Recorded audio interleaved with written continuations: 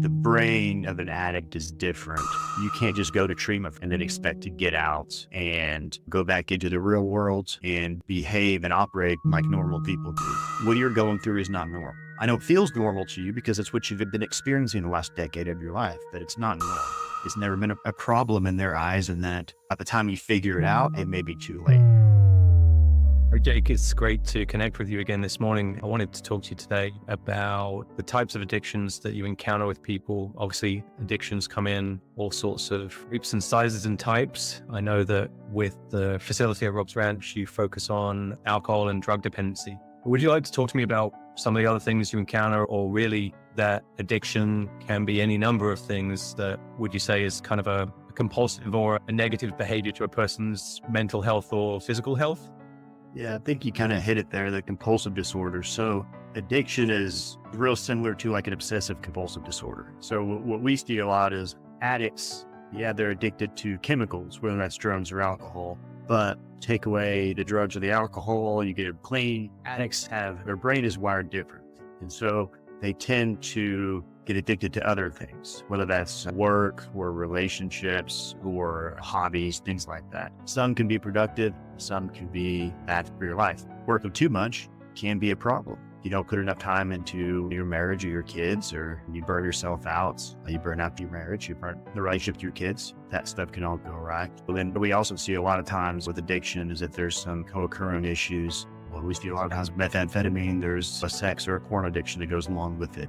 Alcoholism, there's a lot of times there's gambling. So the disease of addiction tends to, there's the problem is always alcohol and drugs, because that's the problem that creates the worst issues in somebody's life. But that the brain of an addict is different. And so for me, I'm an addict. And so when I got drugs and alcohol, you ask my wife, she'll tell you that I'm addicted to my hobbies. I like to go to the range and shoot. I like to collect watches. There's things that I do. And the downside with me is that those are expensive hobbies. And so I tend to spend money. So we're shopping or things like that. So it is focusing that addiction into something productive and something else. Haven't seen anybody yet that has been able to just not have an addiction to something. Even regular folks who aren't addicts or alcoholics, we get addicted to certain things, to hobbies or caffeine or this or that. So it's pretty common. Just alcohol and drugs, they have to be the downfall of people. Yeah, I see in some instances, you were talking about work and people becoming addicted to work. Sometimes I see that almost as an avoidance where, let's say for a man in society, we might say that it's okay for men to express something or not express something, to feel something, to not feel something. And so I see sometimes, especially with men, where they dive head on into their work because they don't know how to emotionally deal with relationships at home. So they do what they know and do what they know they can do well. Do you see that as well? Yeah. And a lot of it is trying to make up time. They spend 5, 10, 15 years using and creating havoc in their family. When they get clean, they feel like maybe I need to make up some of that time. I need to work harder. I need to make more money. I need to provide better for my family, make up for all the lost time that I had. And a lot of time it's fear. We know that idle hands are the devil's hands. And if we don't keep ourselves busy, that we may fall back into the drugs or the alcohol. So there's that fear of we have to be doing something all the time. We have to keep ourselves occupied, because if we don't, we're going to get bored. We're going to go back to what we knew before. So with somebody who essentially hasn't really fully understood or adopted balance in their life, or maybe moderation in their life, because that's what we're talking about in some instances here, where you're talking about shopping, we're talking about working, we're talking about how you can really dive or apply your time to one thing, apply a lot of your time to one thing. How does somebody find balance if maybe that's not how their brain has been working? I think it is ongoing therapy. I think it's a continuum of care. You can't just go to treatment for 30 days, 60 days, 90 days, and then expect to get out and go back into the real world and be able to behave and operate like normal people do. And that's why you see, I think a lot of people go into the recovery field whenever they get out of treatment. They want to get involved because they want to get back. It's what they know now, and they feel like they owe the world or they owe people. They need to get back a little bit. So you see that a lot. So there's obviously with addiction, there's an aspect of denial. We've talked about that before, where an addict can only really be open to treatment if they're ready and they admit that there is something that they need to resolve.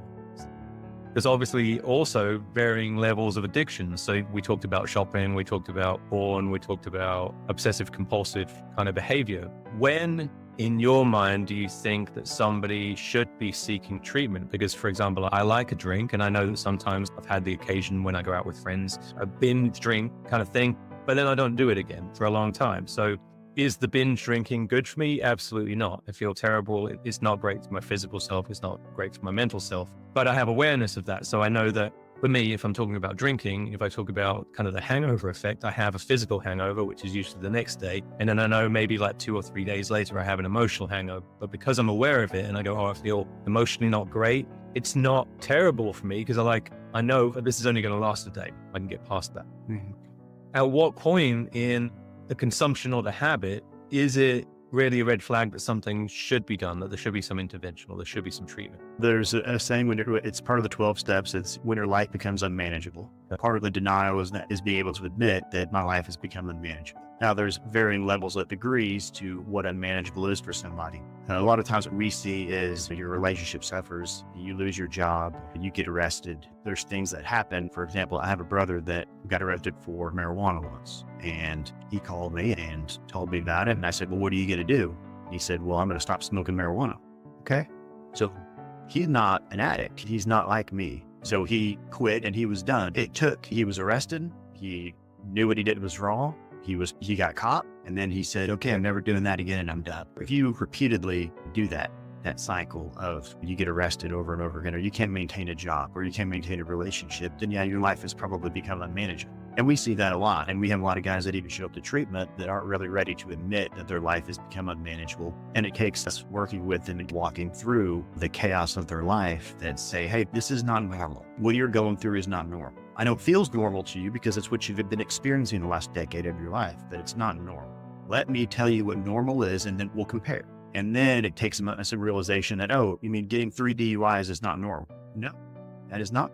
A person may get a DUI in their life, and they never get another one because they learned their lesson. That's the whole point of being arrested and paying your fines and things like that. And you learn your lesson and you quit. If you continue to not learn your lesson, then yes, your life will become unmanageable and has become unmanageable, and it's time to seek some help. So in those kind of cases, we're talking about that it can sometimes take a catastrophic event for them to realize that there is something wrong, because they'd be wrong. They've been going along with this idea of, well, I can cope, I can manage. This is just, it's normality for them. Yeah, and it's not that bad. I'm not a drug addict. I'm not an alcoholic. There's still that denial because of the stigma and the taboo that goes along with that. We talk to a lot of people that haven't had a major catastrophe in their life. And we try to explain that you haven't yet, but this is the path that you're on. And unfortunately, we see it far too often that they don't seek help then, and then an event takes place. They get a divorce, or there's a car accident or something happens, and then they seek treatment. And that's horrible because those are things that we could have prevented, but they weren't ready yet. And there is no convincing somebody to be ready if they're not ready. It's just part of the process. And families hate that. They expect to be able to call some facilities. They expect to call some people that are in the recovery industry, and we'll be able to sit down with their loved ones and talk to them. And by the end of that conversation, they are admitting they're ready to go and they want to go to treatment, and they go immediately. But that's never how it works. You're just planting a seed, just letting them know that there are resources for you if you need them. We hope you never do, but if you do, this is what you can do. Is there some pointers or kind of a checklist that people could mentally go through, or does it just not really work that way? I mean, is there something like, let's say it was for myself, I was evaluating my life, I was evaluating things that are happening in my life. And part of this is self-reflection and personal growth. But I think with addiction, personal growth can be stunted. So what questions should a person be asking themselves if they're even capable to do so? Or what questions could the family be asking on their behalf? Typically, the family, they already know.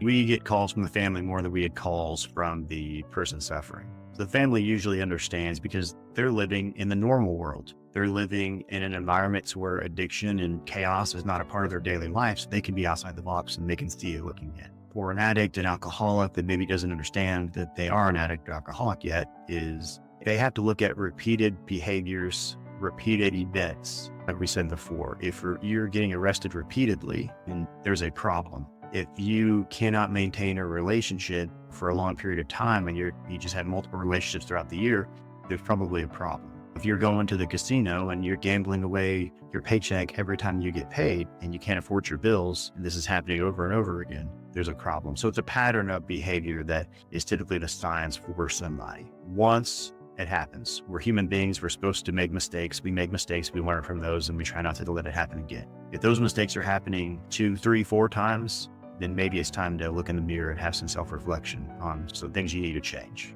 Okay. So it's a question of, I think that the word normal or normality can be used, but it's dysfunction over function. Are they living a dysfunctional life or are they living a functional life? And Exactly. I think that also leads into that, well, John is an alcoholic, but he's a highly functioning alcoholic. Like, what does that even mean? So we see that a lot too. And those are some of the harder cases, because you have somebody that they drink every day. And if he doesn't drink, he has DKs and he has withdrawals and he experiences those symptoms. But he goes to work every day. He isn't getting DUIs. He just comes home and he drinks. He's not drinking at work. That's somebody that's really on that line. And I would say they will eventually cross that line. But in those very rare occasions, there'll be somebody that's been doing it for 20, 30 years. And it's never been a problem in their eyes, and that, they're keeping their job. They're not getting arrested. They have their wife, they have their kids. Their wife and kids may not like it. And so that could be a problem. You come home and you drink instead of having a relationship with your wife and kids. But those are a little bit more difficult because there is no catastrophic event. There's no sentinel event that takes place that forces somebody into change. Yeah. It's pretty rare. Those are pretty rare instances. Yeah. I would say perhaps in those kind of circumstances, the biggest thing that might happen is a health concern. Everything with alcohol or drugs, whether you are living a semi-functional life, your body's not going to go forever. But that would be one of those catastrophic events that you end up going to the emergency room because, you're turning yellow and they tell you your liver's shutting down and you have to quit drinking. Maybe that's the moment that they do quit drinking. Maybe that's the moment they seek treatment, but I've seen it over and over again to where they don't, and they just drink themselves to death. So unfortunately, if you don't know that your health is fading, by the time you figure it out, it may be too late. Well, thank you very much for talking about this subject with me. I know it can be a difficult thing to explore. I always appreciate your openness and honesty. And what should anybody do if they are concerned about a loved one or themselves? Seek some help. It's something as easy as a Google search, or I think people might be surprised if they ask their friends and family about a situation that they're in, how often that their friends and family have experienced a similar situation. That addiction is not the same taboo as it used to be. If we're in Oklahoma and 20% of the population here has a problem, needs help. So if you're in Oklahoma, the chances are you could throw a rock and you're going to find somebody that, has dealt with this situation either with a loved one or themselves. So don't be afraid to ask. Ask for help. I think people will be very surprised in how often they're going to find somebody that has experienced this and are willing to give them some advice, because there's some bad places out there and there's some good places out there, and you want to make the right decision. Okay. And if anyone has questions, they can reach out to Rob's Ranch. Absolutely. Yeah, most of our phone calls are just people asking questions, not even necessarily coming to treatment with us or even interested in coming to treatment with us. They just want to know what some options are. What do they do? Because they don't know. They don't know who to reach out to or who to turn to. So call us, call a local treatment center, just Google somebody and just call. The first step is just reaching out and calling somebody. But we're happy to answer those phone calls and talk to people. Well, thank you for your time. I appreciate it. You have a good rest of your day. All right. Thank you, Michael.